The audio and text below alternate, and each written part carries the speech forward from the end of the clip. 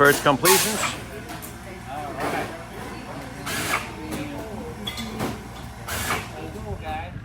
Darren and Jimmy are taking their airplanes out, giving demo rides.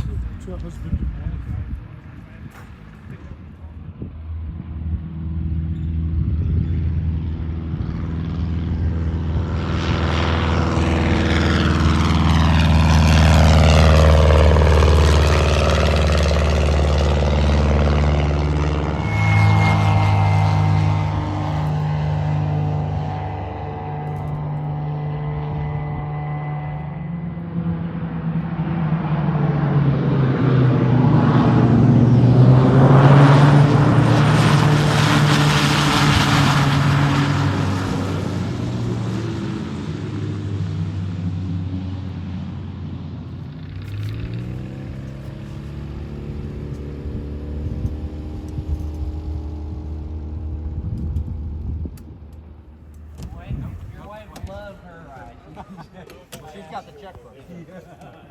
No, it was funny because I asked her just the same way I asked you, and she says, "Oh, she loved it. They had a good time. It was pretty cool."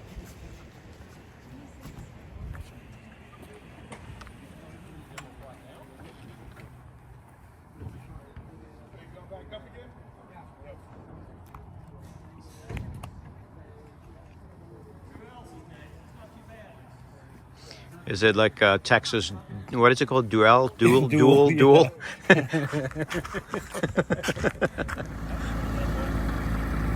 we got Darren Towers. Got our local airplane here. Giving rides.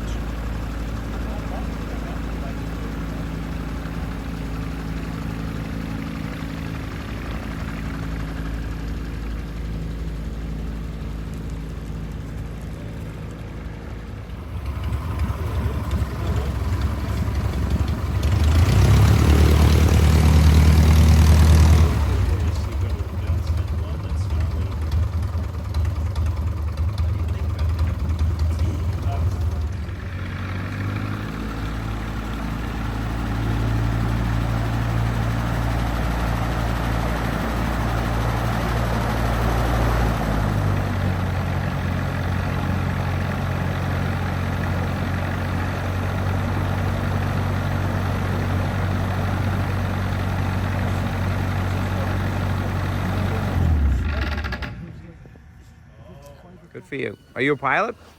It's been a while. Okay. So I got my license in 2007. And I remember you said that, and you're getting back into it. Yeah. Very good.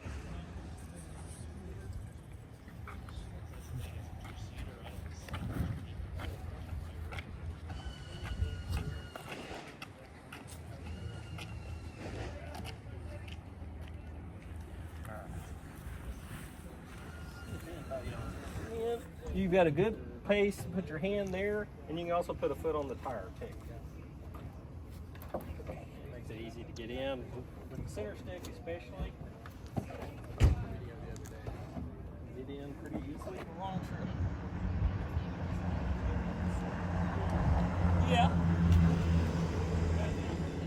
Yeah, you couldn't ask for nicer weather.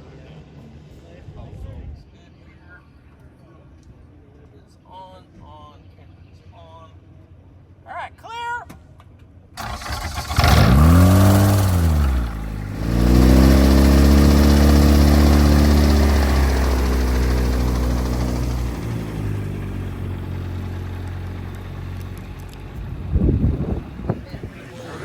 So Darren, Yes.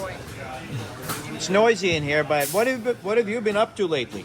Let's see. I've been doing a conditional inspection. Uh-huh. I got interrupted by a trip to Florida. We went to the Viking Engine Workshop.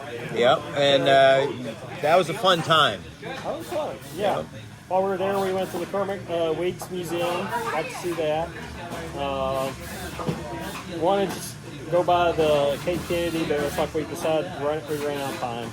So anyway, haven't done much flying until today.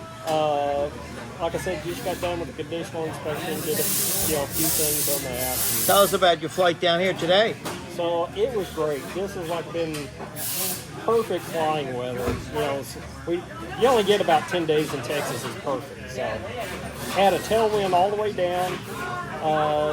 Indicated airspeed was usually 80 to 85 miles an hour, but across the ground I was seeing anywhere from 111 to I think the max was like 126. So. Yeah, so that makes it fun. You can get here in a reasonable time. And going home, I may have a 40 knot tailwind. So oh, you're going to have a tailwind going home? Yes.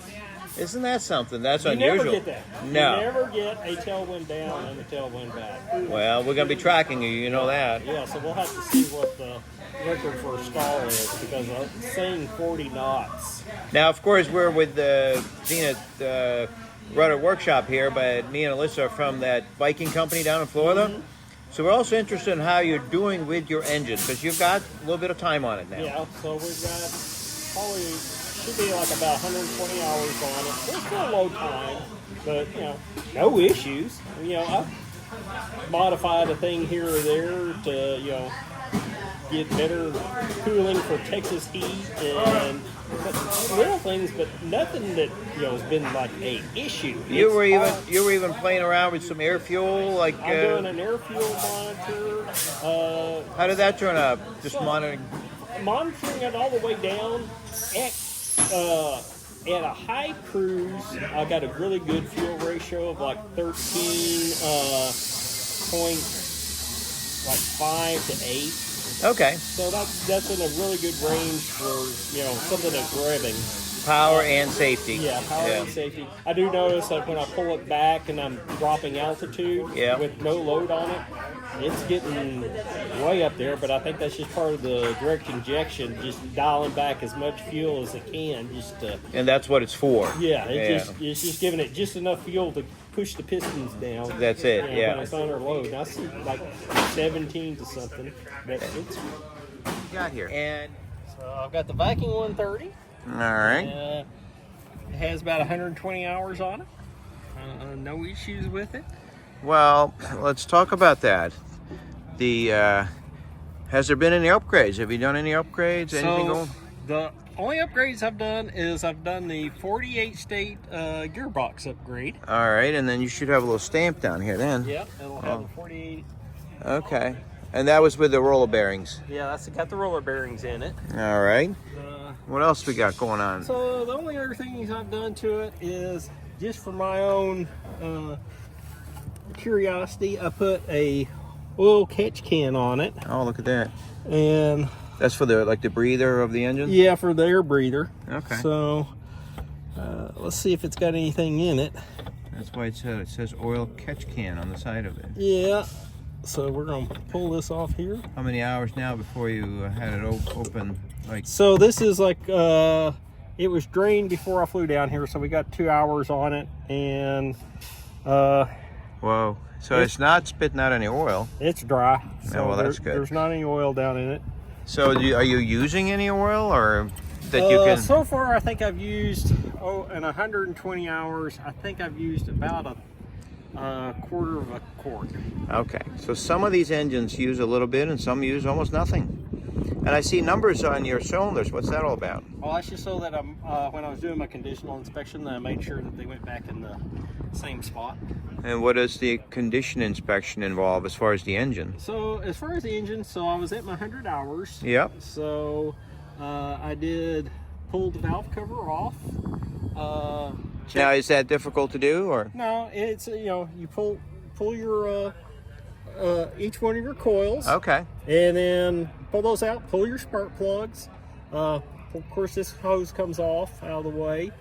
And then there's a couple of wires that are in the way that you gotta disconnect this harness. That's not that hard. It's just, you're not actually disconnecting it, you're just unlocking it from where it's tied down. Okay. Lift that up out of the way, undo your bolts around the top that's holding your valve cover on, pull that off. Be careful that you don't drop any of the silicone sealer that's in the corners where the gaskets meet. And Yeah, that's kind of a neat thing with these gaskets. You only put sealer in the overlapping corners, right? Yeah, just in there, and then just pull that off. And then I just did I checked the valve clearance.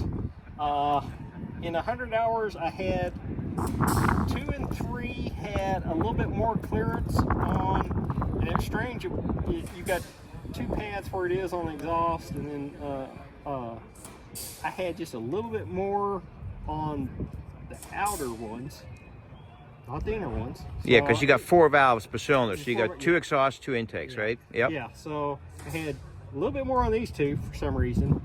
And then on the intake, I had a little bit more gap on plug 1 and, what was it, plug 1 and 3, I think. But more is okay. It's when it's tight that you got to worry. So, and I just tightened them up just a hair, but it's like you have like a feeler gauge that's 20 thousandths or so, or somewhere around there. And you just check, make sure that it slides freely, not dragging hard, Okay. but not clattering. And this was a condition inspection. Mm-hmm. And then you put it together. You did a compression check? Did a compression check and warmed it up, did a compression check, and it's getting like 195 across each cylinder. Okay. So you got a really healthy engine here. And last year's it was like 175. So I think the engine's broken in a little bit more and sealing up a little bit better. All right. So Well, thanks for showing it to us, Darren. Really, it's not getting worse; it's getting better. So. the more you fly it, the better it gets, right? And then I changed the belt for the conditional inspection. Again, it was at the 100-hour, and that's easy enough to do. It's just like the alternator belt down in here, right? Yeah, your alternator water pump belt. That's easy. So it's not like in the car where it's hard to get to. It's No. right there in the open, especially when the 2 cowlings are off. Yeah, when the cows are all off, you can get to everything. Yeah. All right. Well, thanks for showing it. You're welcome.